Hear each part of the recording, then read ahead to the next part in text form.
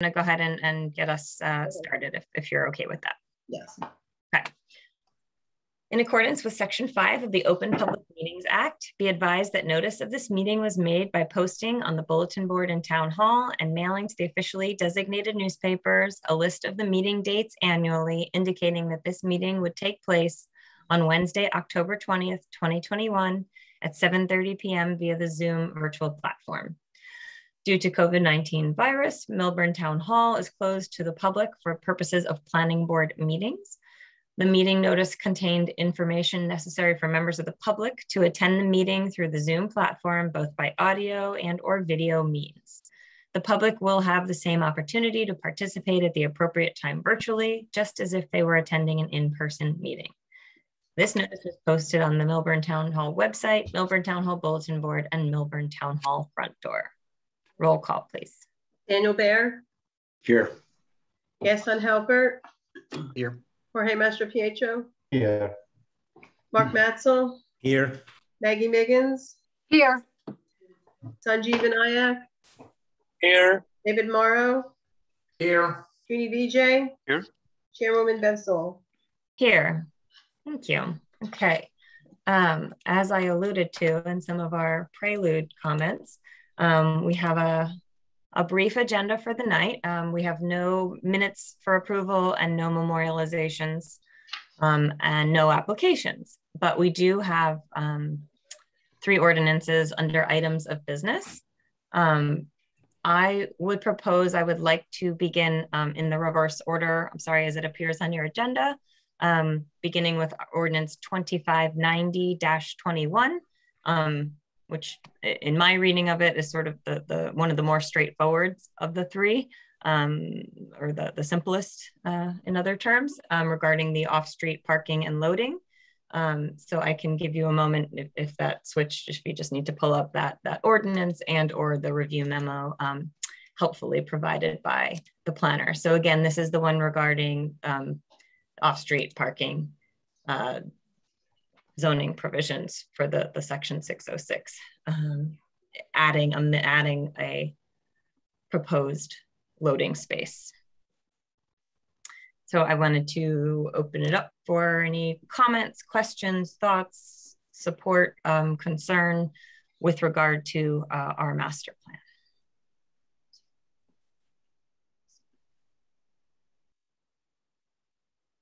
And I have the wrong one open myself. There we go. Okay. I see Sanjeev's hand. Go ahead, Sanjeev.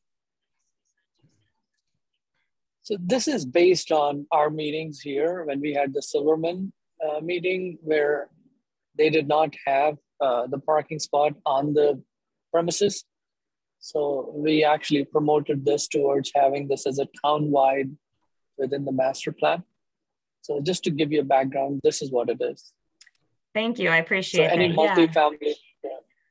I think that's helpful context that, yeah, you as a representative of our, township committee heard and experienced what you felt was something missing in our, our ordinances. And so you've taken action and presented this to us. And as Graham's memo, I think helpfully outlines, it helps Millburn achieve 2 of the goals as set forth in the master plan.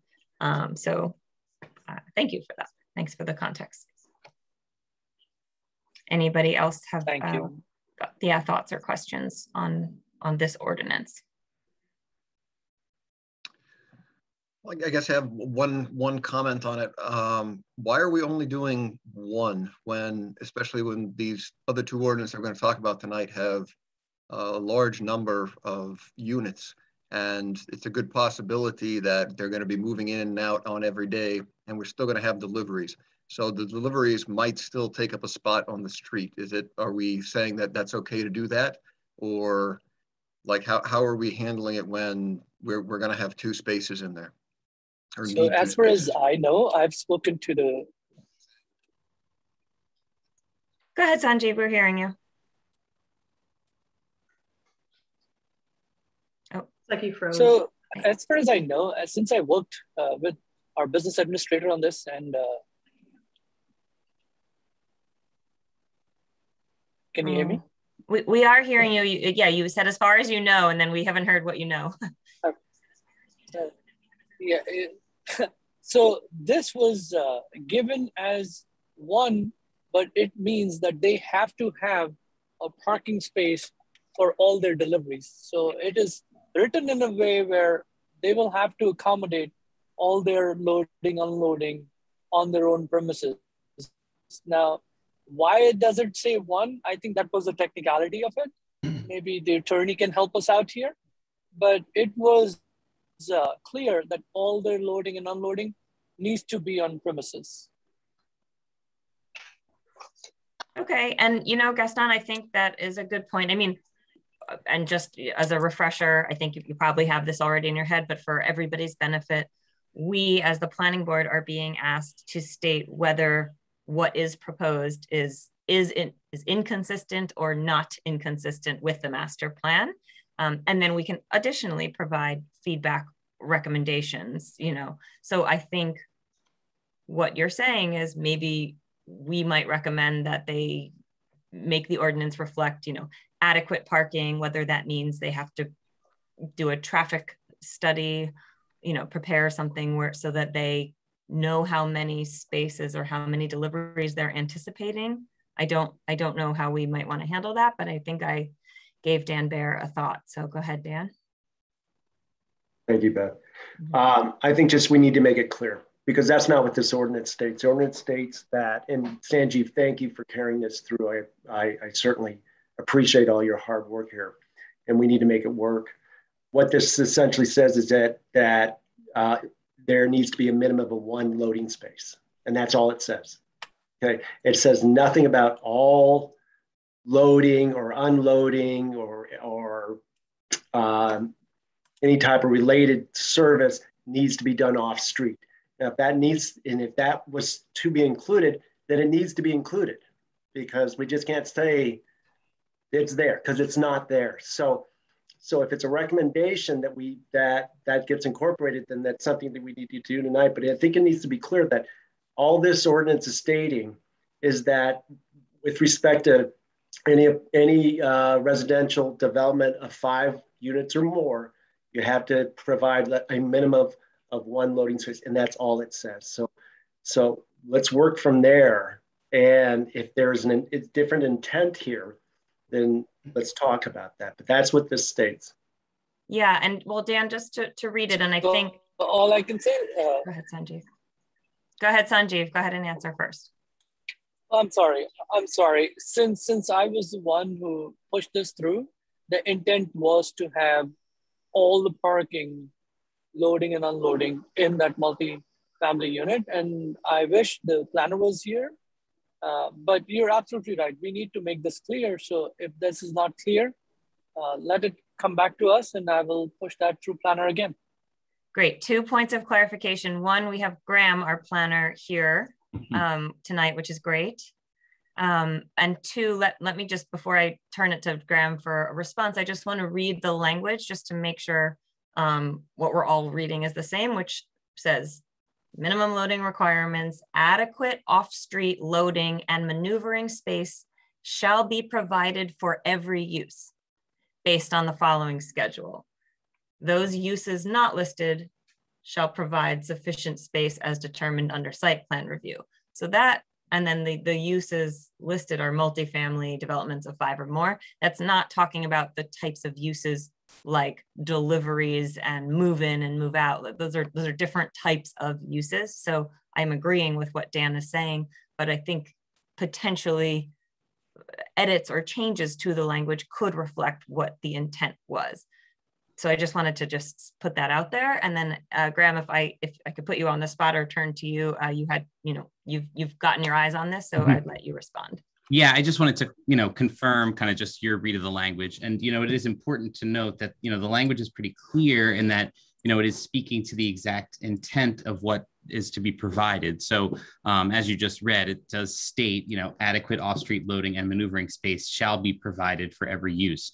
So, that is a requirement, meaning that that's to be provided on the site as part of site plan development and site plan approval. So, it's going to be the board's discretion, if there is a proposed multifamily development that comes before you and someone's proposing one space, the applicant will have to provide testimony as to why one space is sufficient.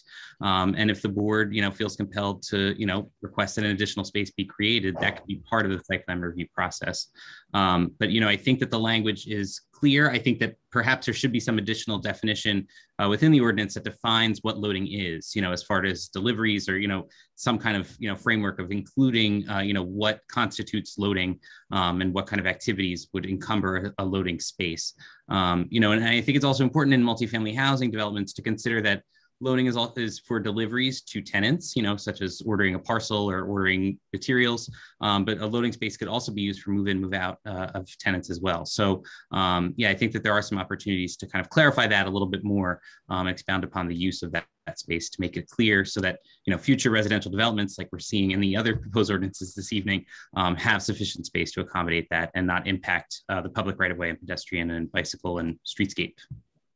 Thank you, Graham. I appreciate that. And I do think that is like a helpful, toothy, maybe enough to say adequate off-street loading. And that would put the onus on the applicant to show the board or the approving body how it's adequate, how what they are providing is adequate. Exactly. Mr. Buzak, go ahead. I hate to be the resident nitpicker here. Okay. But I don't agree with the fact that this is at the discretion of the planning board, the way language is worded.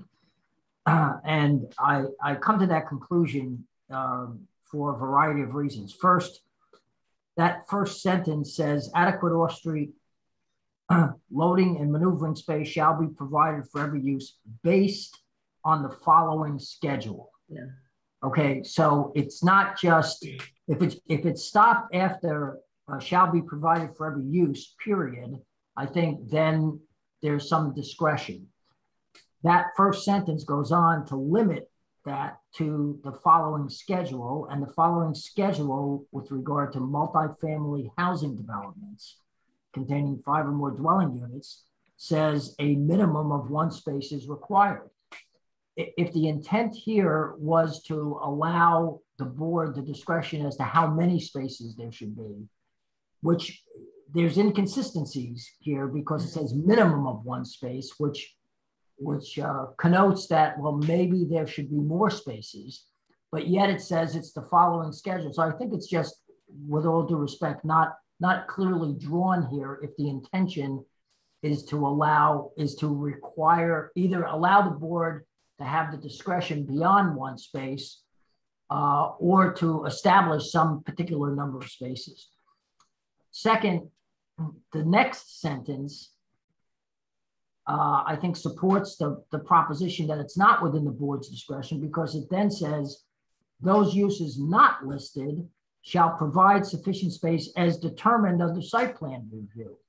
So if you look at the dichotomy that's set up here, you have those items that are not included in the schedule, those the board has discretion for, but the implication would then be those that are provided in the schedule, the board does not have discretion for, despite the fact that the language says a minimum of 1 space. Now, I think, and maybe Eileen, you can help out here. I did not go back and look at section 607.1.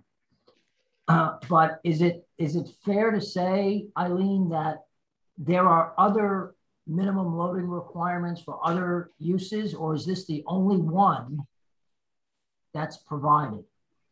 No, there is a whole list of 607.1 lists minimum loading requirements for assembly operations, a cemetery, a church, a dwelling unit, financial institutions, and at what gross floor area, like a financial institution has to provide one at 10,000 square feet.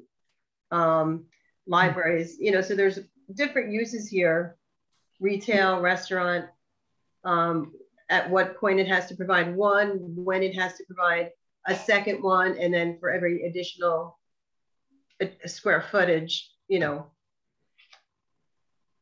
Is the introductory language in the ordinance, the code book that you're looking at, the same introductory language that's in this ordinance? Yes, this 607.1, that introductory language is there right now. So it applies to the list that we already have of all the different uses. And the three categories, the three columns are in the ordinance now. All we're doing is adding one more specific use in the left-hand side. Is that right?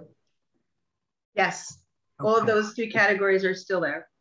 And are any of the other uses structured similar to this with an asterisk and a? The majority of them do have an asterisk. And what is the asterisk then? It applies, the asterisk signifying minimum of one space required.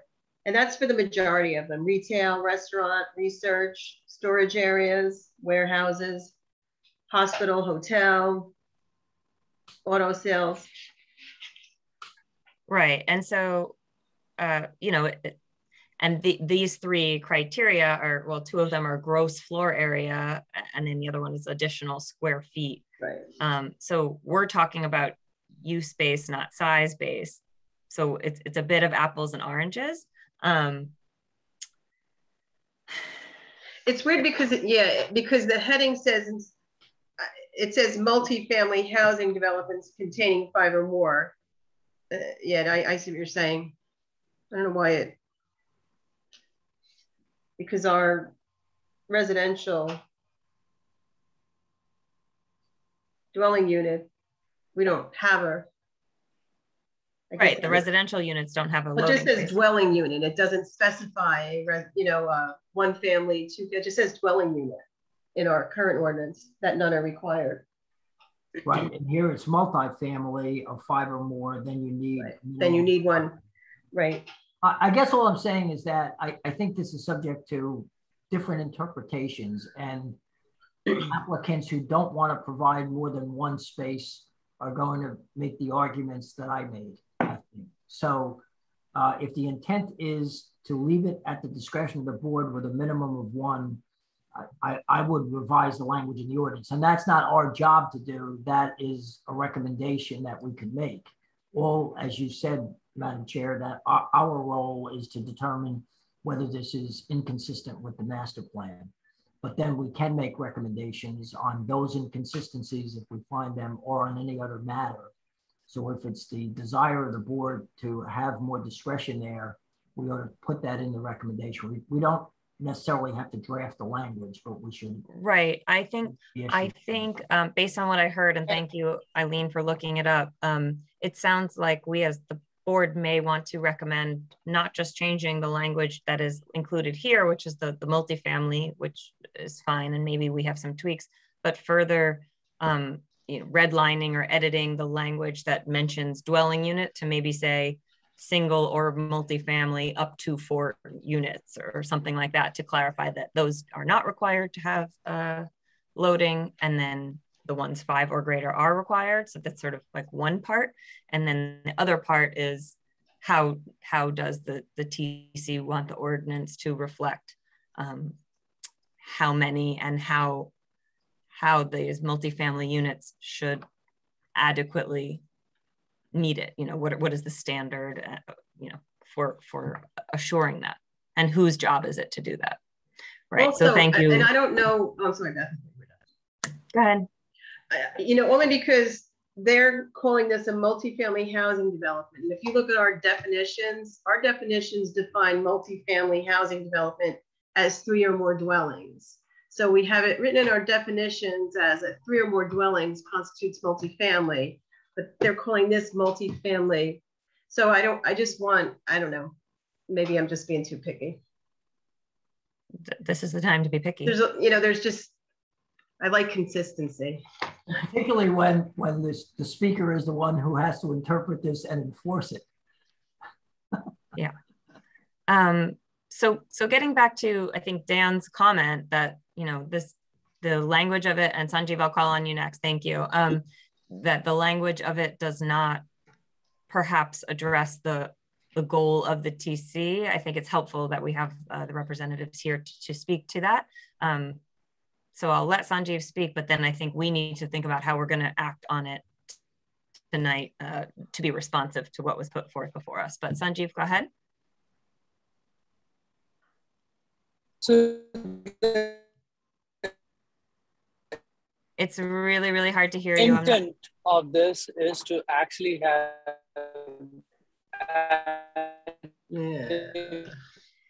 Sanjeev, unfortunately, we're not hearing you very well. I don't know if you're hearing me. I don't know if you're able to pull over or do something that we could hear you more clearly.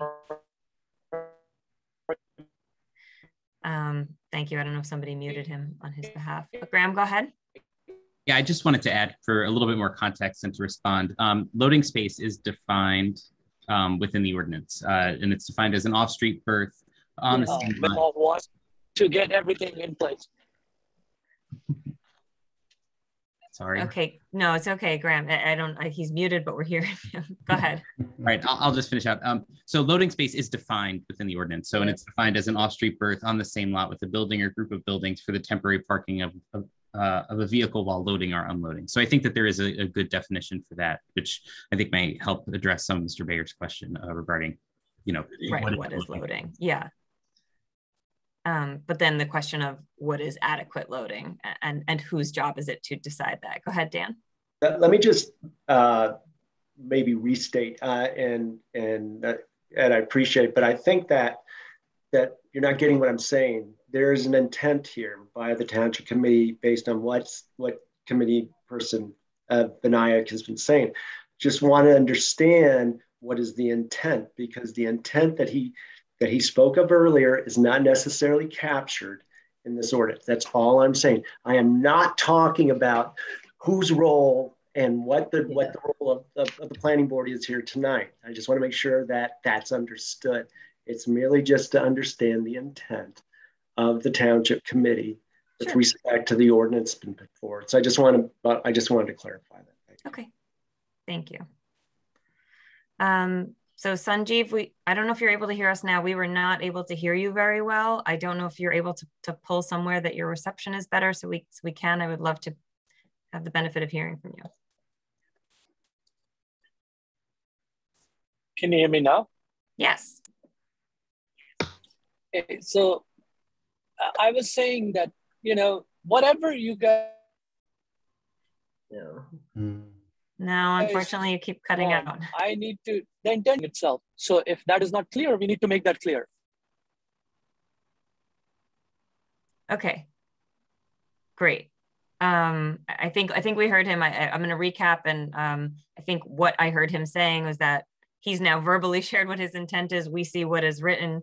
So if we feel there is a mismatch or a gap, they would like the opportunity, or he would like the TC to have the opportunity to refine it. And I think there's no problem with that. I think that's an appropriate response. So I guess that said, Ed, given where we are, we as the planning board are required to act upon this ordinance, are we not? Because it was given to us? That is correct. Okay. So given our discussion tonight, I think we have the ability to state that, that we find the idea of providing off-street loading requirements not inconsistent with the master plan. However, we recommend the TC review, with the planner to ascertain or be sure that the intent matches the wording. I don't know if that's sufficient enough. And given that two of the TC members, Committee Woman Niggins and Committee Member Vinayak, are with us, that they could liaise as is their job and understand how we interpreted it, and how and Graham is here with us as well to amend it if they so choose. So I think what I am proposing is for us to— Can you hear me, Beth? Oh, yes, I do now. Go ahead. Sanjeev, go ahead. So I've parked on the side. The intent here is to actually have adequate parking, but that is what was told or spoken to. So planner is sitting here, and I was told that this is all considered and is built already. So that means we have to make sure the planner understands it and understands it fair enough, so we are not getting back the same language back. So I guess whatever we want to suggest or recommend, if you could recommend it clearly and planner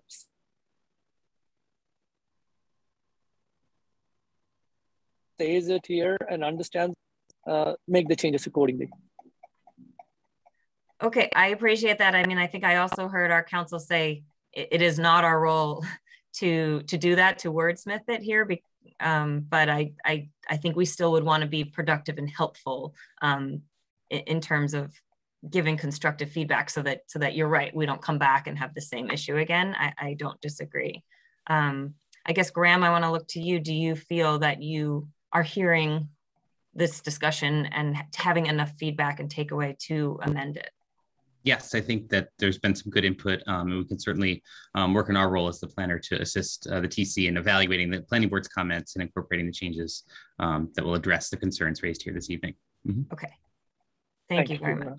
Sure.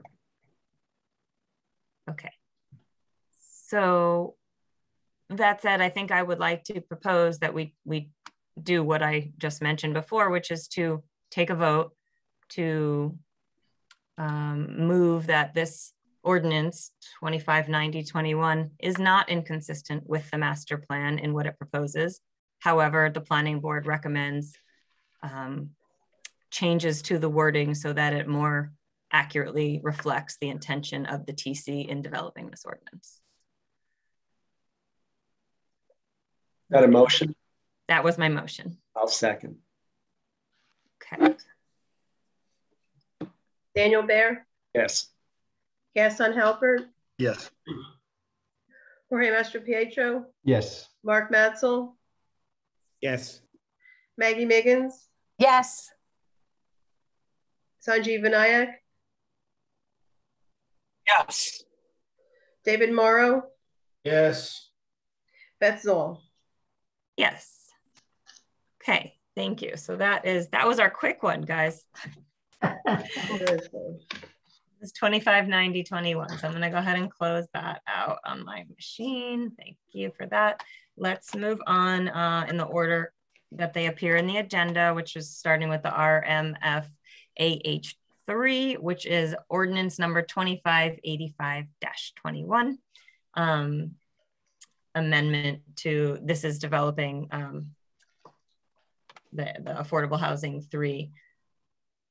We received the language in the ordinance, which reflects, in its statement of purpose, why this is brought forth due to the litigation. We also received a letter from our planner, which didn't as much go into that, which I think is fine. And when I say that, I mean the ongoing litigation, but rather focused more on the ordinance's relationship and consistency or inconsistency with our master plan. So I'm happy to open it up. And if there are any questions, perhaps council can be responsive to those if there are any questions regarding what is being proposed with respect to the litigation. Go ahead, Jorge. So yeah, actually I have many questions. Okay. So I understand that this is a court decision that we have to build, and everybody agreed that we need to build all this affordable housing. So that's perfect. Now, I want to ask Graham, when he sent the report, he said that based on this ordinance is in compliance with, consistent with the master plan, based on, for example, the objective from the master plan 601, where require private development to incorporate sustainable design practices that control runoff, improve streetscapes, increase energy efficiency, and preserve open space and greenways. So I don't see how this ordinance is consistent with that, because I don't see anywhere in the ordinance that is required to have sustainable design, control runoff, improve streetscape, whatever, increase energy efficiency, and preserve open space and greenways. Especially in this ordinance that we are using, is going to be built in an area that is right now is conservancy, so it's an open space. And we are building, or we are allowing to build 90% of building coverage. So how that is consistent with our master plan? Not. I think in particular, we were just focusing on the energy efficiency component regarding the electric charging stations that are the component that would be required. But certainly, if there are other, sentiments among the board, I think that is certainly at the discretion to, remove that as a consistent objective. I think that removal of that probably is more consistent with the second component that I have listed under that section of consistency regarding the location of the property within the conservation zone. We were focusing largely on singularly the energy efficiency piece, but given the broader items that are under that objective, it certainly is understandable that this probably is not as consistent as originally outlined. Yeah. So, but I keep going through your report, and the next objective, 605, maintain a stormwater management plan. And this ordinance, which is actually scared me a lot, in the page, let me go back to the ordinance, at the end, when they said about,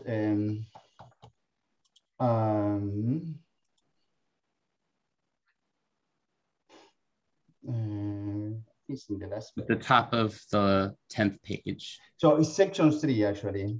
Oh, 3 on the preceding page. Section 3 of the ordinance. They said all other ordinance, sorry, they said, I have so many notes here. Oh, here. So DRZ 525, stormwater runoff of the Millburn Township Code and stormwater management regulation of the New Jersey DEP. They said that we should, the developer should apply this unless, this is what worries me, unless the Watershed Property Review Board and the New Jersey Board of Public Utility has specifically approved a component, and on component, well, I don't want to read everything. I think this is totally wrong. We cannot have that in the ordinance. We should regulate our stormwater runoff with New Jersey Department of Environmental Protection. That should be the one that regulates the stormwater management. So I see this in the ordinance, and I see your report saying this ordinance again is consistent with the master plan, and I don't see it. And this is worrying me because again, this is conservancy area, and we are changing the zone for a building, which it shouldn't be, but we have to do it because the court is punishing us because we didn't do anything for affordable housing for years. But we are having big issues here in this town for stormwater. We have a flood issue just 3-4 weeks ago with Ida. So this concerns me a lot. Sure, and I can expound upon that. So, the ordinance here, the Fair Share Housing Agreement actually has much more language on this component of the stormwater system and its relationship with the Board of Public Utilities and the Watershed Property Review Board. So a portion of this property is owned by the New Jersey American Water Company, which is managed by the Board of Public Utilities. And essentially, the way that this wording is structured is that a stormwater management plan will be required for the site.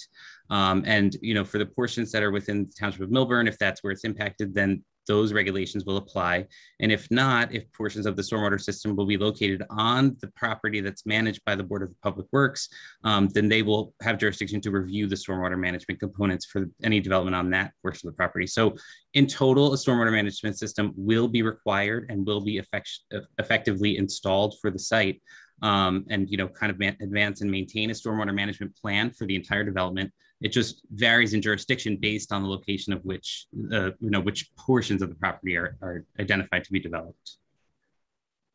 And if any existing stormwater management components on the Board of Public the property that's managed by the New Jersey American Water Company and the Board of Public Utilities, they'll have jurisdiction to review components that happen on their property. Thank you for clarifying. For Jorge, just real quick, I just want to ask first if Mark wanted to speak to this very point or something different, because I didn't know if you Mark, if you wanted to respond to Jorge's question. Or where did Mark just go? He moved. There we go. Yeah, I wanted to just support Jorge on this, but also I don't know how many projects that we've reviewed, where they basically said we have a stormwater plan, but they didn't employ green infrastructure, which is basically, the ability to capture stormwater management through, 21st century engineering, as opposed to some of the proposals where we get a pillbox or a vortechnic system that captures it with limited infiltration. I think we need to be specific. And if we, not saying employ a stormwater management system, but utilize BMPs as basically ascribed by New Jersey DEP.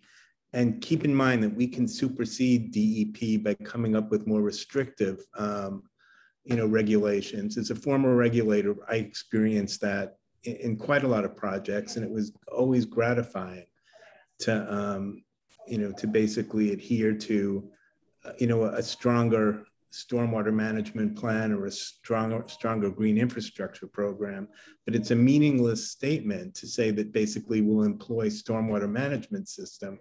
And I think that given the fact that DEP, and it took them decades to do this, moved in a positive direction and, encouraging green infrastructure systems and changing their regs, we could call for, say, for instance, a minimum of 3-inch stormwater capture per rain event, and that's fairly minimum.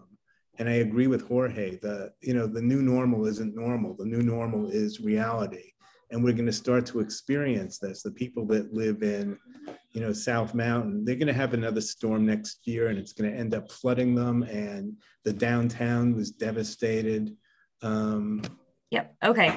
Thank you, Mark. And I want to turn it back to Jorge, but I appreciate and hear that you're supporting and encouraging going beyond what is stated, I believe. We have to be specific, though. If you leave it open to the developer's going to go with the cheap way out, period. And they're not going to, incorporate a green infrastructure system that can capture 3 inches plus rain event. You got to be specific.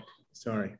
That's fine. And I will turn it back to Jorge, but I guess I do just want to ask perhaps Ed or maybe Graham to think about, I know we're allowed to go as far as we want to go, but given the fact that this ordinance is part of a settlement, I don't know if there are any restrictions on us or not. So maybe if you can mull on that first. I do want to hand it back to Jorge, though, to respond to Graham. And then let's touch on what we can or cannot do. If we can do that. Excuse me, and I apologize, Madam Chair, but I'm going to pass this. I think this ought to be passed to Martha. Okay. Because the stormwater regulations were revised by the DEP, and the municipalities in the state were required by March 8th, I think, of 2021 to adopt new ordinances. And we did that. In fact, the township committee did it, but we reviewed that ordinance, and that is applicable for projects that are submitted after that ordinance was adopted, which was sometime very close to March 8th. So let me not say any more. Let me pass it to Martha, because I think will be able to shed some light on this to clarify the concept. Well, Ed, you just said everything I was going to say. So sorry, Martha. we did pass that ordinance. It was the model NJDEP ordinance. It was passed March 2nd, I believe. And that ordinance, and it would apply here, Mark, because this site is totally undeveloped. It has nothing on it right now. So they can't claim this is previously developed, so they're not required or compelled to follow these new DEP regulations. They will have to follow them to the nth degree. they will have to use green infrastructure. It's a requirement now. So just as in our zoning ordinance say for any residential area, it spells out the bulk requirements, for instance, but it does not go into depth, our zoning ordinance, in what they have to do with stormwater. But yet they do have to follow our stormwater regulations. It is covered. It's covered in our zoning ordinance, and it's covered by this new DEP ordinance that was passed. So I really don't think that, I think it would almost be redundant to write those requirements into this specific ordinance. So they are going to follow those regulations, and we will make sure that they do. So it's just, what worries me is that in the same article of this ordinance, at the end is in such instance, the specific approval of the Watershed Property Review Board and the New Jersey Board of Public Utilities shall govern. Means that even though if we have that ordinance, they are going to follow. This is my understanding. So please correct me if I'm wrong. This is where I understand reading this ordinance. So whatever we have in the ordinance that it was approved, as Martha said, which I agree with that, but in this new ordinance for this building, it will govern Watershed Property Review Board, which is the owner of the property is going to make the decisions about stormwater management. May I respond to that, Madam Chair? Please go ahead. And Martha, I don't know if you're going to say anything. I don't want to preempt your technical discussion about that.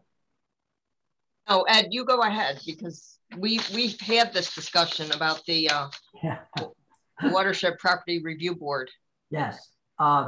This particular ordinance, you'll notice that section is not in the next ordinance that we're talking about, which is another ordinance. So you're absolutely right. This section was the subject of intense discussion for the very reasons that you are raising, Jorge.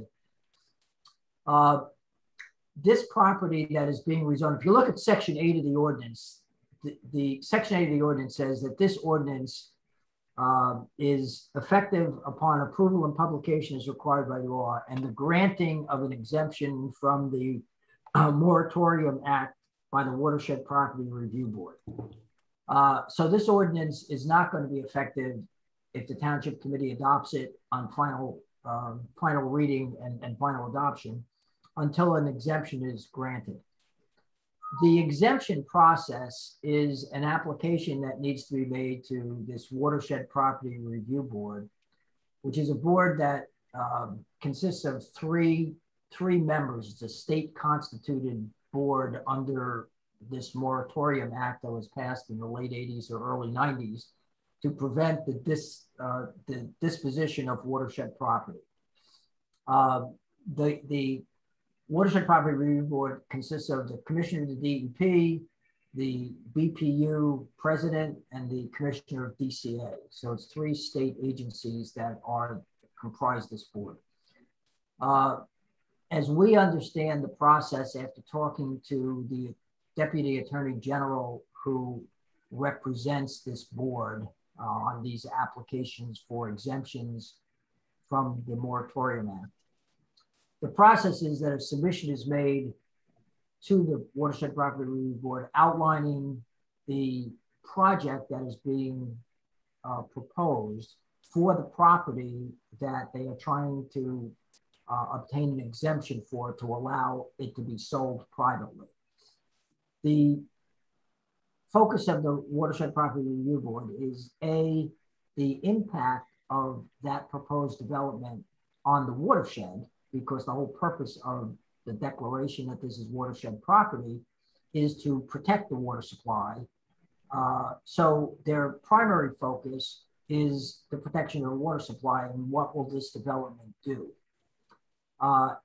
We understand from the Deputy Attorney General, both verbally and in writing, that when they receive an application, the application typically consists of a proposal that will outline or provide through plans what their development proposal is looking for, that application is referred to the DEP.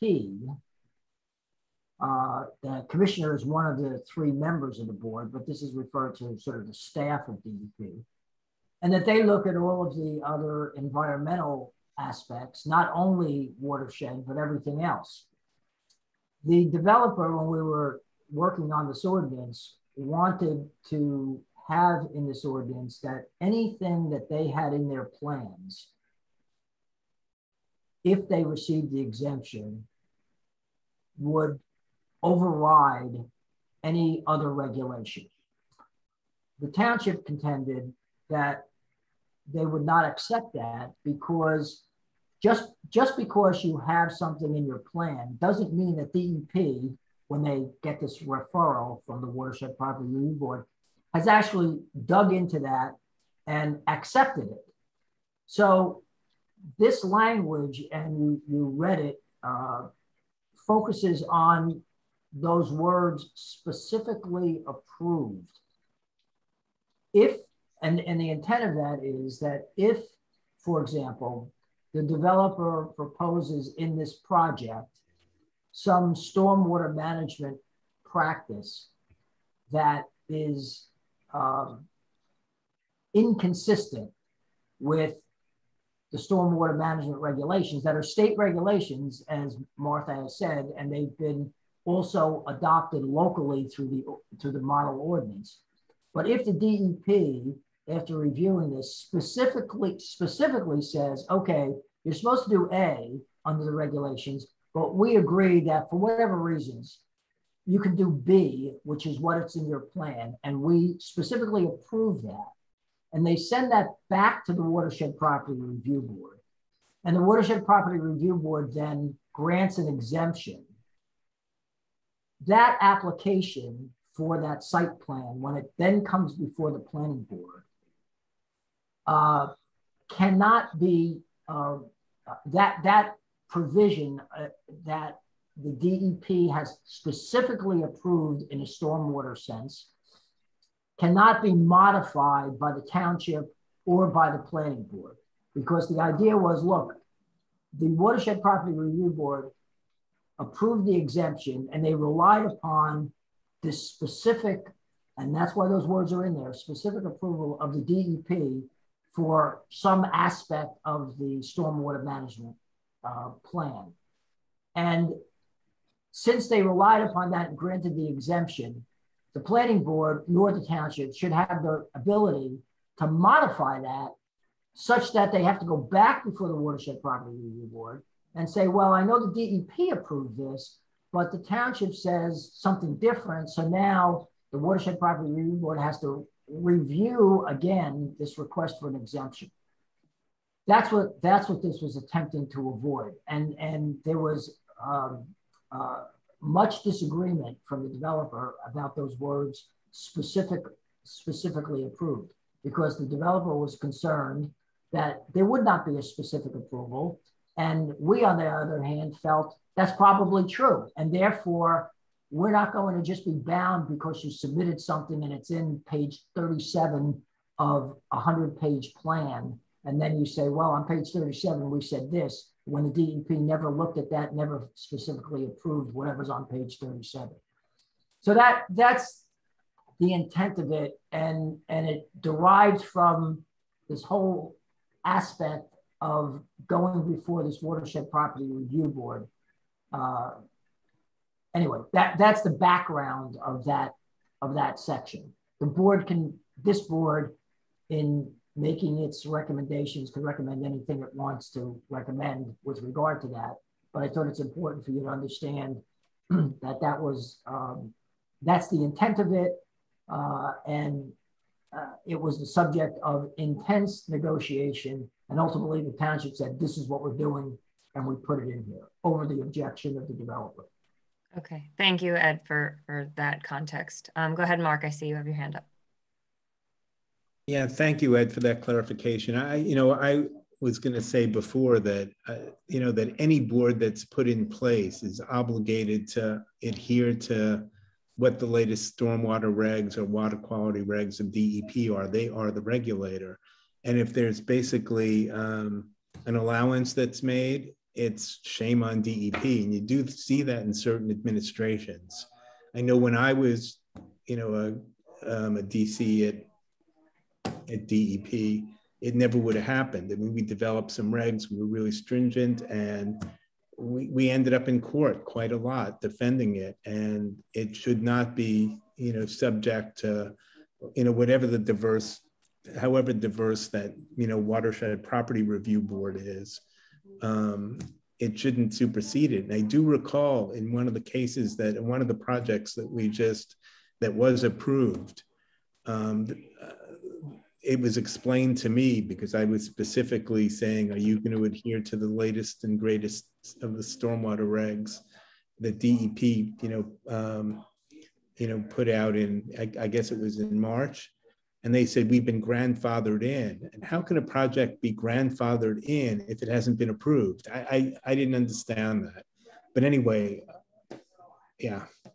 Well, the answer to that, Mark, is that under those regulations, if an application had been filed with the board and deemed complete, then the new regulations that the township adopted on March 2nd or whatever it was would not be applicable.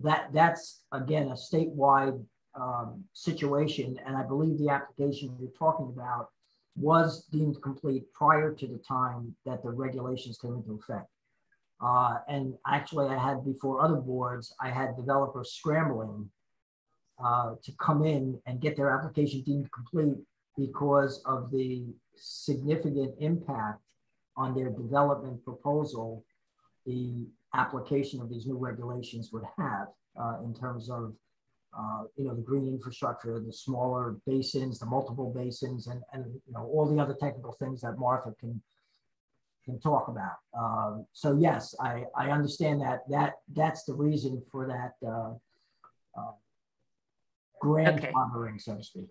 Yes, and thank you for clarifying that. So Mark, I think, you know, I think your point is you would want to go even more aggressive than what the DEP, you know, requires. That would be sort of your inclination at times. That would be my inclination, given the fact that we've just exceeded 420 parts per million of carbon, atmospheric carbon, and we're not going back. Yeah. We basically need to be cautious. And if we're not, we better damn well be specific. We can't say, we want you to throw in some stormwater management practices. Yeah. That tells the developer nothing, and it gives the Millburn Township like no baseline with which, you know, you can basically request from a developer a threshold. And you can't say it's consistent with the Millburn Planning Board's master plan, you know, by stating that you should have, you know, EV charging stations. You've got to say, we want a minimum of 15% or whatever that number is. You got to put it down, because they'll have like 100 parking spots that they're obligated to put in. And they'll say, well, we have 1 or 2 charging stations. That's not enough. So you just, in my opinion, but right, we've got to be specific. We must be specific.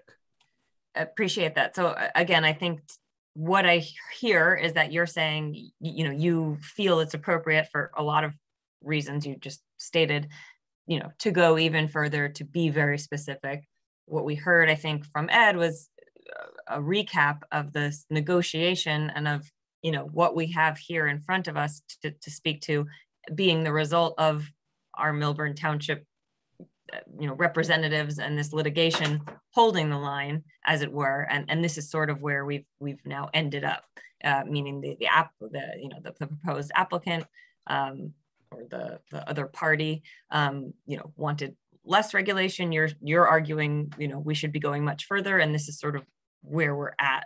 I'm not saying what's right or wrong, just that's my recap and takeaway sort of this portion of the discussion. I think Jorge, where he started us, was saying, you know, what he's reading here and what we're seeing didn't seem as consistent with what he was reading how he was interpreting the call outs in the planner's letter, saying that this is advancing certain elements of our master plan. And I think Graham answered, that's okay if you don't interpret it that way. I think he was comfortable given the discussion of Jorge's interpretation of that. But I would like to finish that. Please so go ahead. I totally agree with Mark. I think as a town, as a protection of our own town, we need to go beyond code. We cannot just depend on these regulations. In 1999, we were our stormwater management, we were a model for New Jersey. I think our new ordinance is a little less restrictive than before. But based on this and based on, again, with this ordinance, I'm sorry that I disagree with you, Graham. I think everything that you say here about the master plan and the green infrastructure, the building that has less reduced fossil fuel energy and all of that, all those points, I think we are inconsistent with our master plan, because just because we have EV parking doesn't mean that we are reducing all this. So my point of view is that we are inconsistent with the master plan. Jorge, can I just clarify, just to make sure I understood? I understand your point, saying you don't feel that the proposed, this ordinance advances these things above. And it sounds like you're reflecting what Graham is writing in the paragraph below it, which is saying, but at the end of the day, this isn't a conservation zone where you're supposed to leave it for open space, and this ordinance is proposing. So you're saying you find it inconsistent with the master plan based on the second part, not so much on these bullets above? No, based on this bullet, and also about because this is a conservation zone and we are building in an open space. Okay. And I think that's a very fair interpretation. And I would like to recommend to the TC as a recommendation is they can look at more green infrastructure and green buildings and sustainable buildings. That right, and I think I would like that to be the takeaway. I know we have heard Mark talk about this because it's his his own passion, and he's thinking for the town, right? He's thinking for the township, South Mountain neighborhood, all these neighborhoods, and being very reactive to real climate change. And I think that's very valuable. I think, Jorge, you initiated this conversation, raising great points. Yes, we are the planning board, but we are not the body that is developing these ordinances. We are being asked to review them. I think it's appropriate to discuss, but I do think all we can do is make the recommendation, and they have to take the action. Exactly. So I don't think we need to kind of rehash that out. I think we hear it, and I think that's important. Thank you both for kind of helping us go through that. Did anybody, so it sounds, if I'm hearing this right, that some members of this board feel that a potential recommendation or vote, and I'm not making a motion, I'm just recapping, would be to declare this ordinance inconsistent with the master plan on account of the impacts to a conservation zone that it implies and permits, as well as not advancing certain components of the master plan regarding sustainability and stormwater management. Do other people have thoughts or reactions on the board? And then I also see Ed has his hand raised. So maybe Ed, you can speak. If anybody else wanted to share thoughts, they can do so afterward. Okay, Ed, my intent was not to preempt discussion of the board. It's okay. I think, as Graham pointed out, and perhaps Jorge and you, Madam Chair, pointed out, underneath those objective bullet points, there is that last sentence of the next paragraph saying that neither rezoning nor development of these conservation areas is proposed in the master plan. That's a specific finding that supports the inconsistency that you've mentioned. Yes. The one other thing I wanted to mention, though, was the fact that the housing element and fair share plan, which the township adopted, which the planning board adopted in 2018, that served as the basis, one of the bases for the filing of the declaratory judgment action, which resulted in the settlement that resulted in this ordinance being proposed, among others, did not include this property as being recommended for inclusionary development. I think that that's an important inconsistency. It's not, the township is aware of that. It's not a secret to anyone, but, it sort of makes a lot of sense given the conservation nature and the watershed nature of the property in question. It would not be one that we put logically in a housing element fair share plan to be developed for inclusionary housing. So I would only ask that if we're going to make the recommendation that it is inconsistent with the master plan, we can rely upon what Graham put in his memo, the comments that have been made so far, and also the fact that this property was not included as an inclusionary site in the housing element fair share plan, which is an element of our master plan. Thank you. Thank you. Good point, Ed. Thank you. Any other further comments before we potentially make a motion to go ahead, Gaston? No, I just want to point out, I know on the last two of these that we've done, a lot was said about pedestrian safety. And again, in these two that we're going to analyze tonight, almost nothing is said about pedestrian safety. Talks about being 10 feet off the road, talks about how wide the entrances are. And I was out there today specifically for this one to see the infrastructure, to see if it was walkable, if anything. And the other buildings that are going to be around this site are walkable. There are crosswalks that go across the Short Hills Mall. So I think that a recommendation for this ordinance should be to address some of those problems that we've had in the past and make sure that it is pedestrian safe, make sure that the entrances, the three entrances, are going to be signalized or have some type of protection for people going across. And also just with bicyclists, not sure how many are on the JFK Parkway, but again, this is for the future. So just to make sure that goal number 2 is included in all these ordinances when we do it. Thank you. Thank you. I think that would be a good comment to provide back to on this one. Sanjeev, go ahead. I see your hand, and welcome to a not car. Thank you. So this question is for Ed. I'm in a soup, Ed. I think when this was voted on, this was more of a mandate and gun on our head to vote on. Whatever I'm hearing, it all makes sense. I don't even want that building to go out there in the watershed.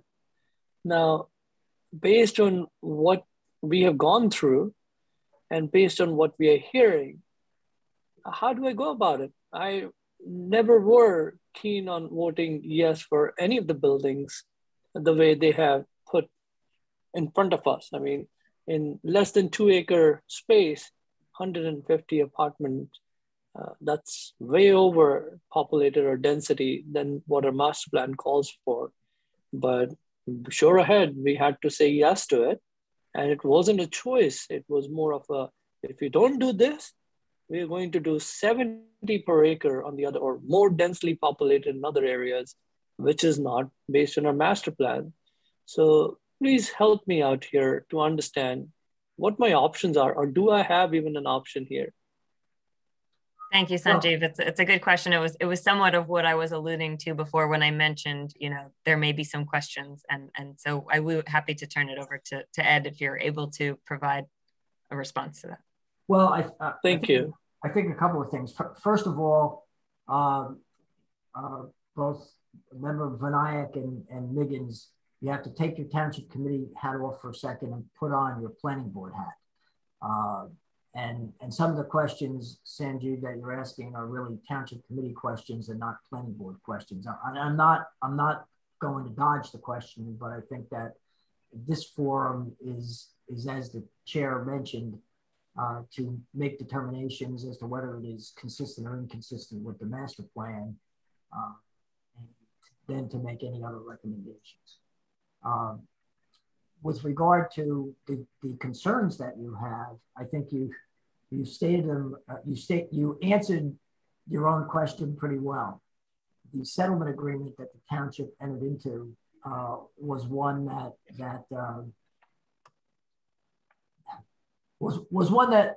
the township felt was the best option among a variety of bad options. I don't want to speak for the township committee, but I think that after being involved in the whole process, I think that was the case. And the issues that you raise about building in the conservation zone and going through the exemption process and all of that were all pretty much hashed out. And I think that the conclusion that was reached by the township committee in introducing this ordinance, first in settling the case and then in introducing the ordinance, was that this was the best of the bad alternatives that were available to the township at the time. And that's all I can say. I mean, you know, the two of you and the other three township committee members are fully aware of that situation. Ed, I just want to add one other piece of information, and apologies, Mr. Vinayak, if you already know this, but this kind of instance of the planning board voting that something is not consistent with the master plan has happened on a development project in our recent past. I believe that was the Wells Fargo site, if I'm remembering correctly. Actually, both of those sites that you're both of them. Yeah, it was, yes. It was both. It was mostly so the planning board felt that, you know, the proposed ordinance, which the TC had presented to the planning board, was not consistent, and made that decision because that's sort of what our responsibility is to do. And then when it was returned to the TC, they had the onus to weigh it and you know, say, okay, we understand, and maybe we made some changes or maybe nothing changed, and sort of still move forward and made the decision to proceed, you know, because of XYZ decisions. And in this case, the decisions, you know, are different than, you know, than they were in those cases. But it has happened, and every case is unique, and we evaluate each one based on, the planning board evaluate these ordinances based on the master plan as it stands at the time. I saw Mark's hand first and then Mr. Bear. So go ahead, Mark. You're muted though. Yeah, I was just going to raise the point that if I've got a gun to my head and an applicant basically is in non-compliance with the state regulation, as one of these two projects were, you know, I can't in good conscience vote against it no matter what. If they're out of compliance, they're out of compliance. The Wells Fargo site was one, I believe they met all state criteria. I mean, I reviewed the regs, you know, that they were, I think it was a little different, but one of the projects I believe was clearly out of compliance in a number of accounts. And I just don't understand. That's our job. It's A, to be honest, and B, to be honest, and interpret the project in the context of A, fulfilling all the state regs at a minimum, you know, and everything else. And I don't want to preach or anything, but I could be off on this, you know, appraisal, but I, you know, that's all I have to say. Okay, thanks, Mark. Go ahead, Dan. All right, Beth, I'd like just to extend what you were saying, because it was a good point and it's something I've been thinking about. On the Woodland Road application, we voted that it was inconsistent with the master plan, correct? That is correct. And this is what concerns me, that it was reverted back to the township committee, where the township committee, the township planner devised a discussion that it was substantially consistent with the master plan.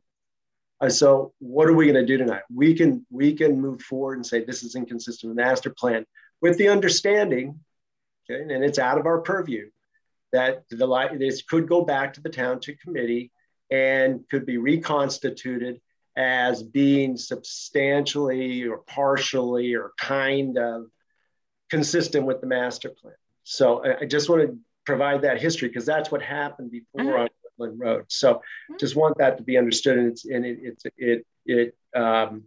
I think that's something that needs to be considered and understood.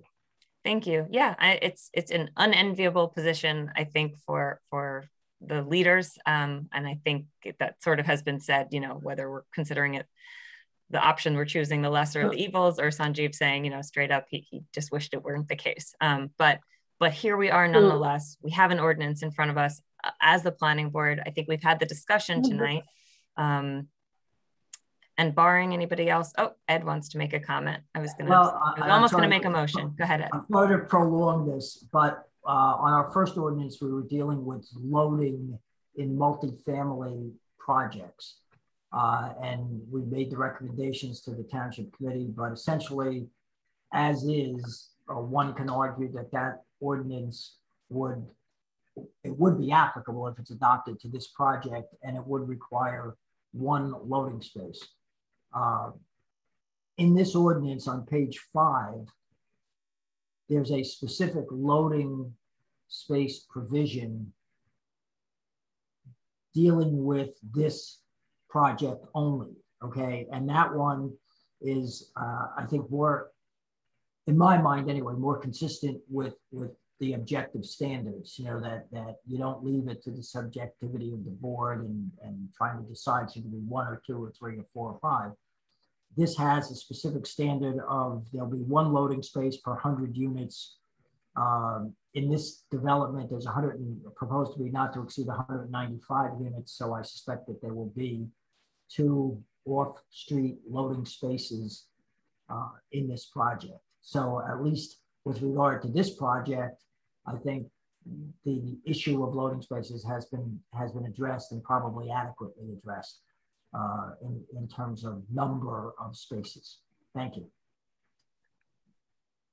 Thank you. Gaston, go ahead. Just to actually sort of challenge Ed's point. They still didn't address deliveries in the ordinance. So they said loading for move in and move out, you need 2 spaces. But now I know they're a little bit further off the road, I think 100 feet off the road. But if, like, the ordinances then need to address not only move in and move out, but also deliveries. So this one should potentially have 3. Well, this one should have adequate. We don't have numbers. Yeah. Right. But at least Point one taken. for deliveries then. So if it were woodland, you need at least one. Well, you need one for move in, move out, and then you would need one for deliveries, because you don't want the delivery truck on the street when the move in, move out van is there. Yep. So I think it strengthens the need for that statement as Eileen prepares the response on the first ordinance we spoke about. Yeah. Yes. And when they do it, like, how much jurisdiction will the planning board have with that? When it does say adequate, then we're allowed to judge adequate, or that's judged by, again, the applicant? Well, in these ordinances, in this one, you raise an interesting point, because here you are correct. In that section, it just deals with loading for resident move in and move outs shall be provided on site and not located between the building and JFK. But then it goes on to say 1 loading space per 100 units shall be provided. I think it's unclear as to how that all fits together, to be perfectly candid with you, because the first sentence talks about the location of a move-in and move-out space. It doesn't talk about the number of spaces, how big the space should be. It just says the location of it shall not be located between the building and JFK Parkway. The second sentence refers to just loading space, doesn't say loading space for move in and move out. And the standard is a loading space per 100 units, one loading space per 100 units shall be provided. So I'm not sure that necessarily means that there would be 2 loading spaces for deliveries and an additional loading space for move in and move out. I think that's unclear in the way the ordinance is worded.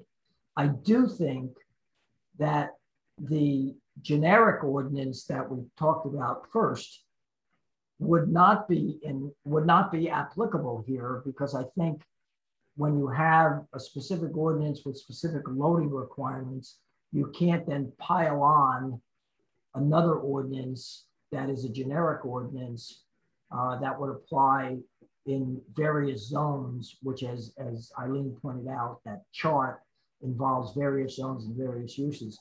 You can't then pile that onto this one as well. I think this specific provision would be the only one for loading that would be applicable to this proposed development. Okay. Graham, go ahead. And if I could just supplement, Ed's great point there. What is interesting further in this context is that the term loading space is defined. So, and the definitions will still apply to this section. So while the loading discussion here in that first sentence, as Ed mentioned, is specific to move in, move out, the term loading space just talks about temporary parking for vehicle loading and unloading, irrespective of move in, move out, or deliveries, or whatever it may be. So I think that's just an important point to note, that the definitions will still apply to this new ordinance. And just to make sure, when we do this too, was the one loading space per 100 units that was agreed to by the developer? Yes. Yeah. Okay. Because I think in our previous discussions, I know Sanjeev touched on this when we were talking about the loading van being outside on Woodland Road. You have to make, I think they said there was going to be maybe 1 or 2 per month. And then when we think about it, it's actually double. So in this case, if you have 95 units and you only have 1 space for move in and move out, right? That's 100 of those, right? 100 days, probably 1 per day. And are you going to be able to make it? Don't you need 1, 2, 3, 4 to 400? I don't know. Anyway, but I think when we do this, just to make sure that the math does add up, because it can get a little sticky there. Anyway, sorry. No, thank you. Thanks, Gaston. Okay. Sanjeev, did you have your hand raised earlier? I just want to make sure I'm not skipping you before I move something. Yeah, so my hand was raised because I asked the question and I got a couple of comments on them, but overall, I didn't get the answer. But I guess the simple answer on that is just wear my planning board hat on. And if I wear my planning board hat on, this whole project is completely out the window. This doesn't even stand a chance. But when you are put in a hard place where you're in between a rock and it's just that which one you choose. Our township master plan allows about, I think, 22 density population at the most per acre, or at least that is what we had at Short Hills Terrace and Short Hills Gardens. And the one that we approved at Silverman is close to 40. And the one that we approved for Wells Fargo is close to, I think, 30? This one, Annie says, is 75. Nothing is. Yeah. No, this is not Annie says. This is Watershed. Right, this is Woodmont. What I'm saying is Watershed, Woodmont, sorry. So nothing as of, it's just that, so I got my answer. I just need to wear my planning board hat on and vote accordingly. Yep. So I'm just going to contradict myself. Yeah, it's okay. Thank you. Yeah, that's fine. Does anybody want to make a motion? Would you like me to? I will make a motion that the planning board declare, I guess that's a declaration, ordinance 2585-21 inconsistent with the master plan, and on account of its proposed use in a development in a conservation zone, and its proposed use of developing affordable housing in a location that was not provided in the recently adopted fair share housing plan for the municipality. I second that.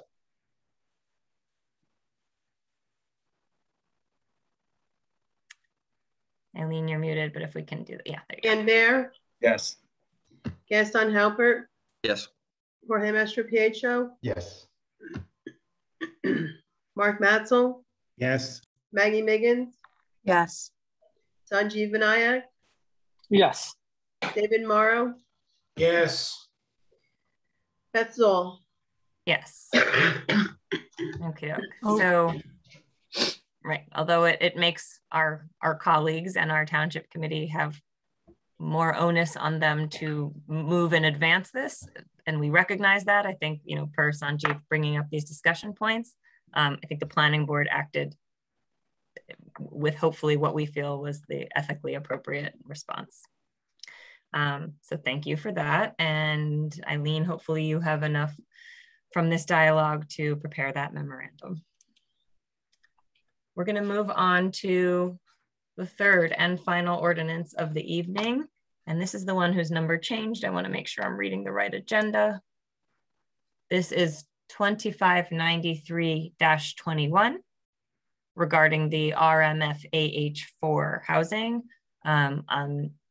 This is on the proposed site, as we had mentioned, for the Annie Says. We received the ordinance language and we received the memo as prepared by Graham and Topology, our planners. So let's open this one for discussion. Thoughts, concerns, questions. So this one is not in the fair share housing, but I think, you know, specifically Graham kind of stepped through in the introduction and his memorandum, and then specifically section 3, which discusses the relationship to the master plan, helps us think it through. This is also part of fair share housing. I'm sorry, Sanjeev, repeat that, please. You mentioned this is not a part of fair share. It is a part of fair share. I apologize. I meant to say it was not part of conservation zone. If I misstated it, thank you for correcting. Oh, okay. Sorry. I'm sorry about that. Thank you for catching that if I misstated it. Go ahead, Jorge. Yeah, so I have a similar issues than before. Okay. Not the same ones, because this is going to be built in a site that is right now is almost, or maybe 100% totally impervious. So it's a different situation. Mm-hmm. But I still don't agree with Graham about with the consistency of the master plan for the same reasons as before. The only thing that this ordinance has is the EV parking. And I don't think that that's enough to consider this building that is incorporating any sustainable design, any other practice for control or runoff, increase energy efficiency and preserve open space. The other objective is maintain stormwater management. I don't see anything special on this. I don't feel that we are adopting green building ordinance in this case neither. And I don't feel that we are reducing the fossil fuel energy consumption by encouraging use of alternative energy sources such as solar panels. If you see the ordinance, and the reason that I feel that this is not consistent with the master plan, the ordinance say it may have solar panels. It doesn't say it's required to have solar panels. So the developer may decide not to do it. So at the end, it also doesn't mention anything about native plants. So it doesn't mention anything about sustainable, only the EV parkings. So I have this situation about the master plan now, because in some way, I feel that it's not consistent with the master plan because of this, but in the other hand, it's consistent because of the fair share housing. So it's like 50-50%, and I don't know how it counts when we have to say it is inconsistent or not. That's my opinion. Sure, I'm gonna just give a response, and Mark, I do see you, but let me go first because I noted some of these things as well. One, actually, when I read it, I noted the maximum lot coverage at 90%, and I thought, oh, that might actually be lower than what it is today. I don't know if that actually does improve it and does, you know, give us a little bit of, you know, landscaping here and there, and it's small amount, but is that more than what there is today? I'm not sure the answer of that, but I did actually notice that, and in my mind, put that in the pros category. And then I think I just want to make sure we think about the term, you know, inconsistent or consistency with the master plan, because the master plan calls for lots of things, right? We want lots of things in our town. We want to maintain character, you know, we want to do all sorts of things. We want to develop in the urban downtowns, which is something that our master plan says to do, which, you know, in my opinion, this ordinance is much more consistent with than the prior one. If something maybe doesn't advance something that's in the master plan, I don't know if that means it's inconsistent with it or just doesn't achieve that objective. But not achieving a certain objective doesn't, to me, mean it's not consistent with the master plan. It just doesn't advance those goals. That's my opinion. But if you think that it is promoting things that would go against what the master plan is calling, then certainly you are entitled to that opinion. So I just wanted to kind of point that out, just to make sure we are all interpreting it our own, you know, hopefully appropriately. That said, I do want to allow Mark to go ahead. Thank you, Beth. I agree with Jorge, and I would just add the same kind of specificity that I did to the last time. This first piece is actually an homage to fellow board member Gaston, who basically, the site is totally rife with Atlantis, Altissima, so the first thing would be to remove non-native Atlantis Altissima, harboring eastern lanternfly, invasive and destructive. And that's basically an area that's rife with it. So we got to remove that stuff and then replace it with, as Jorge said, a suite of native species that are devoid of some of the diseases that we're seeing more and more of with climate shifts. I would basically add that related to the EV charging stations, representing a minimum of 15, I'm using the number 15% of parking spaces.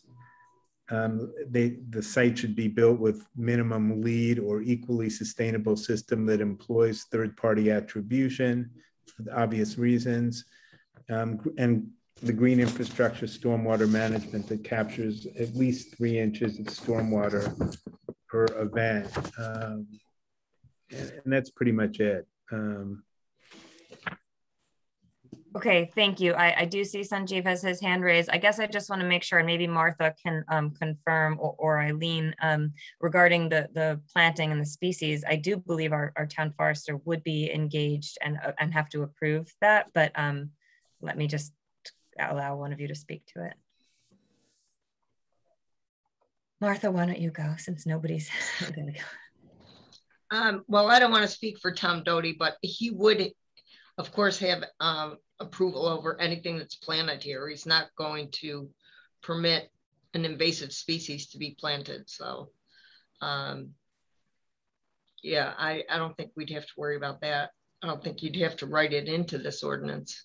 Right, but Mark, I appreciate that you raising that as one of the points. I know you made multiple, so I'm not. It's also removal of that invasive that's destructive to other plant material and people's horticultural, prides in their gardens.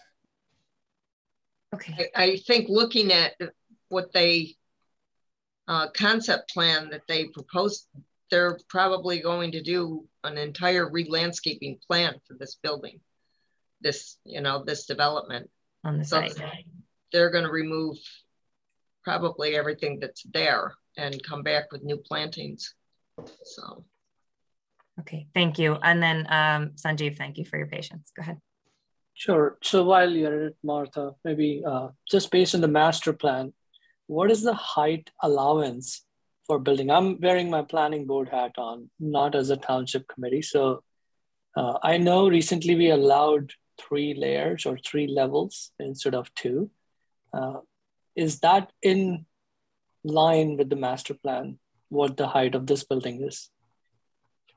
I'm not sure what the master plan exactly. This is more of a question, yeah, for Eileen, who is more with our zoning. So Martha, we can, that's okay. We can just defer to Eileen. That's okay. But I but it's, I can I only tell understand. you what it says in the zoning. I can't tell, I have no idea what it says in the master plan, to tell you the truth. What is in the zoning? The zoning is different. Yeah, I mean, for what zone? 3 stories. 3 stories. What And the zoning permits today. Yes. I think that's what Sanjeev wants to understand. Right. And this what building zoning? is 4? Yes. It's proposed as 4 in this ordinance. Yeah. So it's not consistent with the zoning. And I Current believe zoning. master plan is 3 stories. Our master plan encouraged, if I recall right, and maybe Graham even knows better, or Ed, but I believe our master plan encouraged higher density in the downtowns. And I think it didn't go so far as to specify, I don't believe, a specific So I had read the master plan, all 165 pages. And in that master plan, yes, it was encouraged. And that's why it went up from 2 to 3. And that's what at least my take on that was. Mm-hmm. And this building is even 4. So I believe it's not consistent. And if I'm wrong, please correct me. I think you could interpret it many ways. Some people may say, well, a 10-story building, in my opinion, is appropriate in the downtown, and that's an opinion. I'm not saying it's not. I'm not saying the opinion. I'm talking about the master plan. When it says it needs to be higher, that's why it was made from 2 to 3. The zoning changes were made from 2 to 3. It was. That's correct. I mean, some people may say that wasn't enough. That's kind of my point. So but I don't know. That is where the township committee comes in play, where they actually, whatever was suggested based on the master plan, and they interpreted with 2 to 3. If they interpreted it 3 to 10, then they could have approved 10.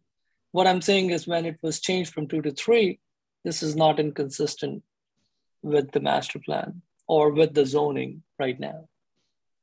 Agreed. Okay, and Graham, I don't know if you wanted to. Go ahead, Jorge. Say something little about that, the height of the building. We have in towns other buildings, or at least one other building that is a 4-story building. So maybe it's not so inconsistent, which is the one that crossed the town hall. So maybe it's not so, I don't know, I don't want to debate this, but just so Jorge, very, very well said. The thing is, and I come through this a lot. The thing is, if one thing is illegal, we cannot make other things also illegal by giving that as an example. We should fix that to be legal, or just put a taboo there. Oh, this is off. We cannot go based on that. So my input on that would be that. Thanks. And I guess let's just be careful in terms of discussion and the words we're using. I don't think we should talk about legal, illegal, but I would just encourage us to use consistent and inconsistent. But your point is taken. So thank you. Graham, did you want to chime in? I could just kind of help clarify. So in the 2018 re-examination of the master plan report, at the bottom of page 53 is a discussion specific to the B2 zone recommendations and specific to this property. And it does say, consider placing the portion of the B2 zone on Millburn Avenue to the west of Wyoming Avenue in a new district which would address the larger vacant commercial buildings in this area, such as the former Annie Says building, and to consider allowing mixed-use buildings that include multifamily housing within this new zone, given the area's close proximity to the Millburn train station. So as you alluded to, Chairwoman, there is no mention regarding increase in height or bulk or size, but there is just discussion about multifamily housing and mixed-use development as potential expanded uses within this area. Thank you. I appreciate that. And what geniuses wrote that plan? Other comments or questions or reactions? Go ahead, Gaston. First one, I know we got some input from Martha on this one with the building height. Did we get any input from the fire marshal? I know we're 1 foot away from the train tracks or whatever the barrier is, but they're okay with everything as it is now? I read a required setback from the train tracks in my reading of it. But we can ask Martha for sure if you had any response specific to that.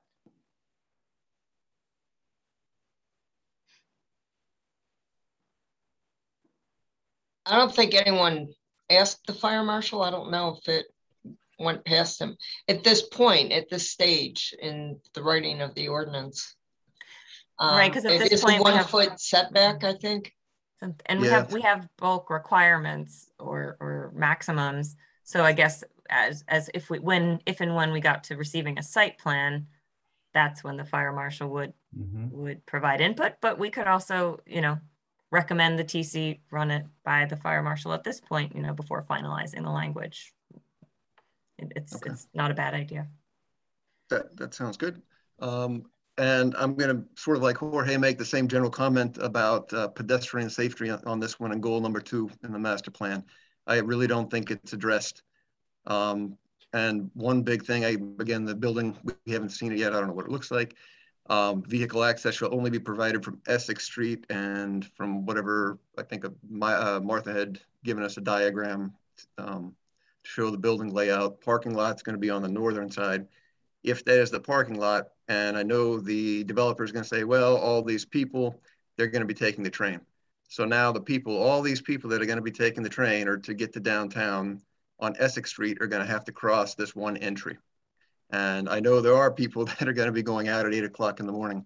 So I just hope that we do have the safety measures put in to make sure the pedestrians are protected. And another thing with the setbacks, I know we had a problem with stairs, just to make sure that the stairs aren't going to impede any on the sidewalk, or we're going to have to make any alterations for those. I'm going to go back to the loading. So in here it says 1 loading space shall be provided. And again, do the math. I think there are 150 apartments or so. If I double that, that's 300. And that means that probably 65 days right out of the year, you can make deliveries. Otherwise, they're on the street. So I don't think that that's a great idea to just have one loading space in this facility.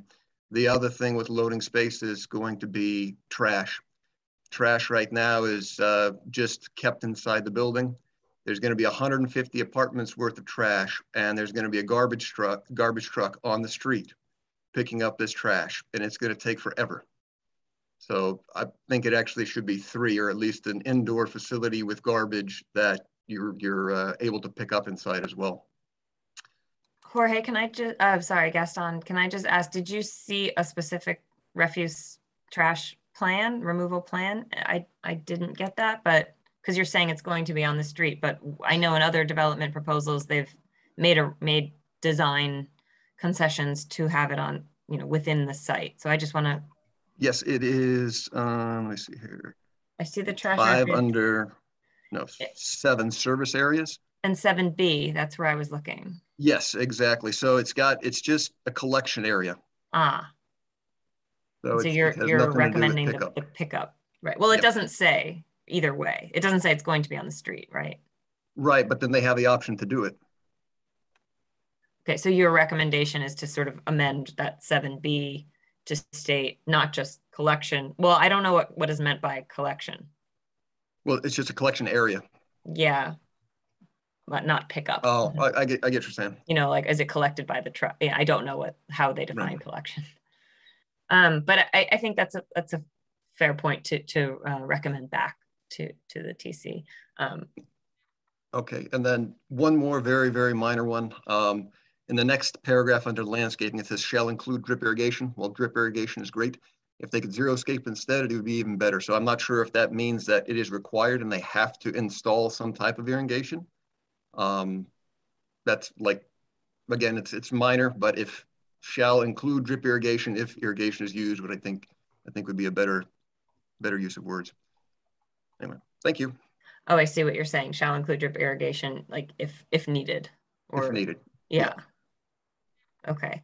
Or prefer xeriscaping centric plants. And then I apologize, I skipped one when we went down. The rubber roofs are permitted only for flat roofs. Is there any way for us to specify that they be a certain color? Or it's either, because I know we mentioned green roofs above, which is not a color, but something completely different. But if it is a rubber roof, that it is white? I don't know. It's a good question. well, we, the planning board can't, but well, Right. this is all about the green infrastructure and green building and sustainable building. We can ask for a low albedo roof, and we don't have to say which color, but whatever is a low reflection, low albedo, that would be okay. sorry, can you say that term again, Jorge? A low what? Albedo, which the reflection of the color, so it doesn't absorb the color, absorb the heat, to avoid the heat island effect. Got it. Got it. Sounds good. Okay.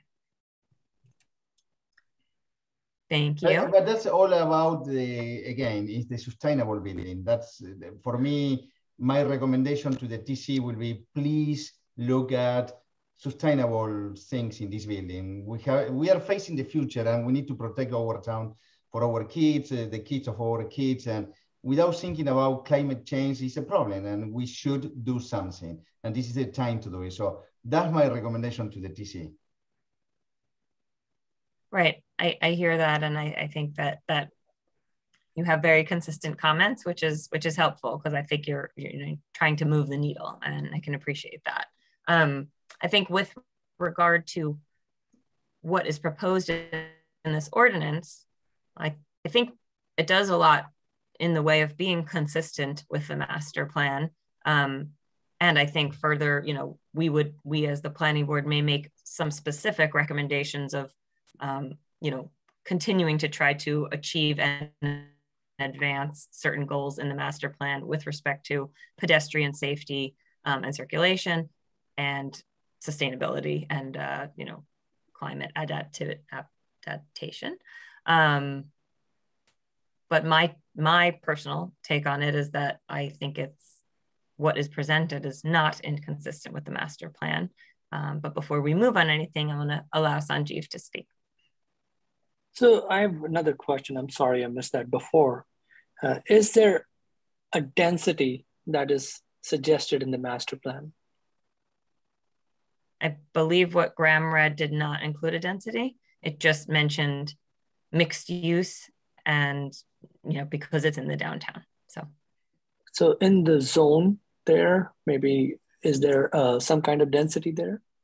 In what was the B2 zone? Or, I mean, we're looking to rezone it, but so there, I just want to make sure we are all talking about the same thing. It's in the B2 zone, but I also believe this site, did it or did it not fall within the affordable housing overlay from our fair share plan? It did not. Did not. Okay. So what is the density permitted in B2? There is no density. There's no density because it's not it's a business residential. So. It's just, there's no density.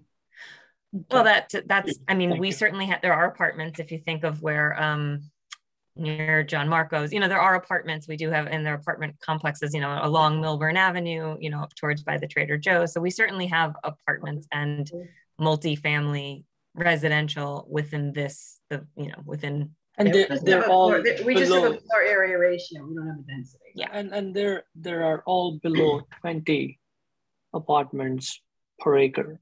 That's the density. Where? Here? Anywhere in town, except Silverman and except Wells Fargo. All the buildings. Sure. I've actually looked at it. Okay. I've reviewed that.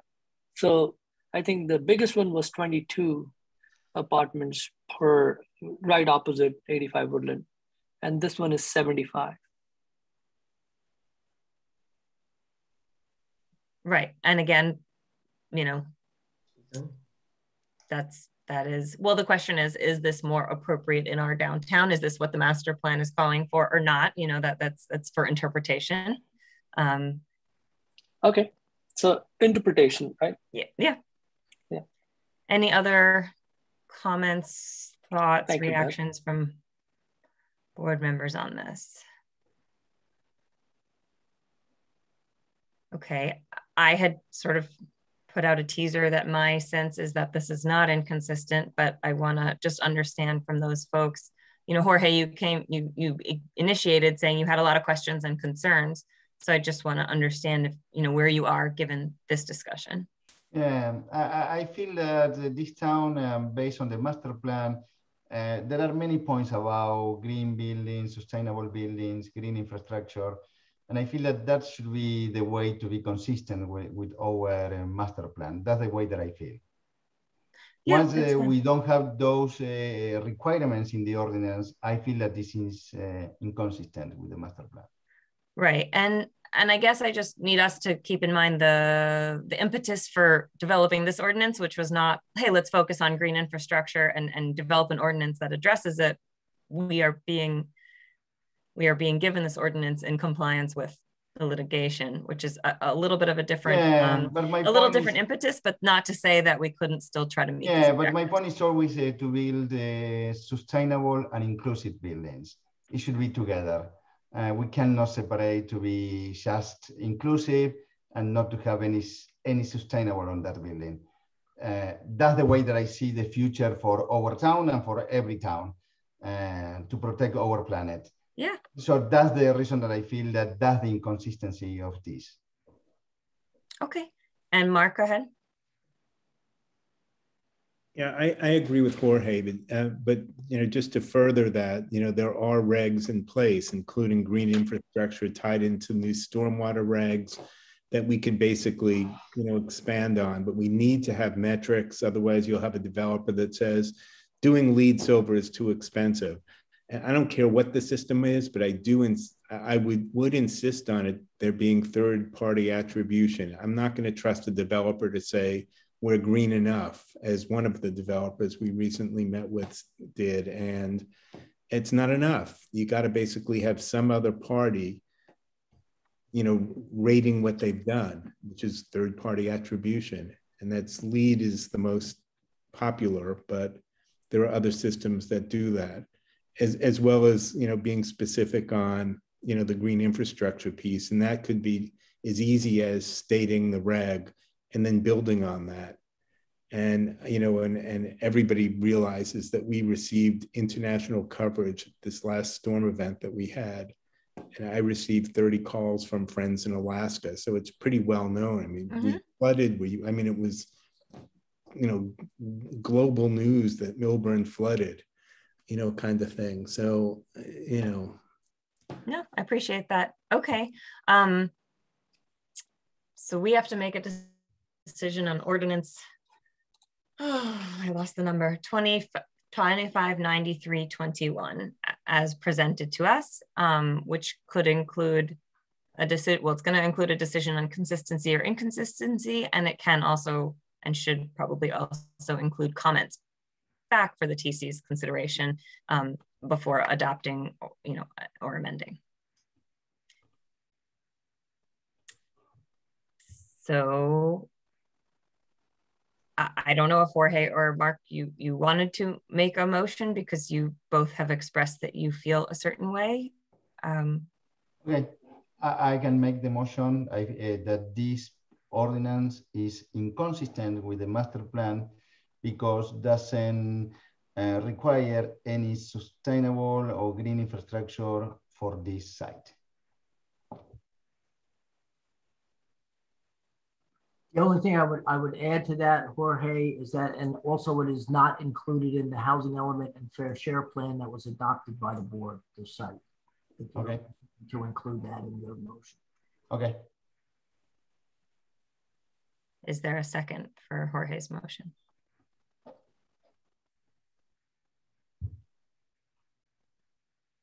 I'll second. The motion was that it is inconsistent, correct? That was what this motion was. Okay. Daniel Baer. No. I didn't hear. I didn't hear, Dan. I'm sorry. He voted no. No. Gaston Halpert. No. Jorge Mastro Pietro. Yes. Mark Matzel. Yes. Maggie Miggins. Yes. Sanjeev Vinayak. Yes. David Morrow. Yes. Beth Zoll. No. So is that's a pass though? It is we recommend Township Committee does not adopt Ordinance 2593-21 as we feel it is inconsistent with the master plan. Correct? Yeah, well, I think we're not recommending that they not adopt it. I think it's just we're not recommending. What we're saying it is not consistent with the master plan. Okay. Okay, and then you have the sort of the feedback from our dialogue in terms of the recommendations that they might want to make to amend the ordinance, and then send it back our way if they so choose. Okay, that brings us to the conclusion of our 3 ordinances. Thank you for joining us on this journey. The last item I have, which is just a quick mention, we had discussed it at a previous meeting, but we can only discuss it when we're all together, is just looking forward to thinking through the planning board and, you know, some of these bigger issues, a number of which came up tonight. You know, what are the priorities that the planning board sees? How can we best liaise with our TC? How can we get on the same page internally? And also just, you know, understanding what happens, kind of some, you know, we ask some really good procedural questions that come up, and Ed is able to kind of handle them one at a time usually. But just maybe thinking through a workshop. We have Topology who has joined us, Millburn Township, and I've had some discussion with them of how we could potentially do a workshop. And Graham also and his colleague Greer had talked to us about something that involves a meeting of all the planning board, also requires public notice and public allowed to participate, I guess participation. And then it may also be possible to have a closed session if needed, which I guess, you know, we would have to think and be mindful about. So my hope, you know, and I'll certainly coordinate as appropriate with town leadership as we know how that comes in the next few weeks. But I'd love to have us think through being hopefully physically together, if not, you know, Zoom together for some sort of workshop, you know, which may be a multi-hour event, but hopefully with lots of fun and interesting topics and engaging, so that we can, you know, hopefully be a little cohesive as we move into 22 and move forward. We haven't physically been in the same building for so long together. It just would be nice to see each other's faces and talk all things planning. So more to come on that, but I just wanted to throw it out there as a little teaser. I would like to make a motion to adjourn this meeting. Any second? Second that. Thank you, Jorge. Okay, with that, our next meeting as of now is scheduled for November 3rd. I just want to make everybody aware, we do not currently have any we don't believe the application that we have is going to be deemed complete in enough time for them to notice it. Am I saying that correctly, Eileen? I don't think it would be ready in time. Right, and I don't believe, based on tonight, I don't know that we would get any of these ordinances back within the next week and a half, potentially for action on. Not that I'm aware of, no. Okay, yeah. Wait, since we just made our decisions on them. So do hold the date for now, but I think sooner than later, we're going to try to make the decision on whether we just cancel the November meeting. There's only one in November because of both the League of Municipalities meeting later in the month and the Thanksgiving holiday. So it would then be a December meeting. That's it. Meeting adjourned, 9:24 p.m. All in favor? Thank you. Yes. Bye. Good evening. Thank you. Bye. Good night. Thank you all. Good night all.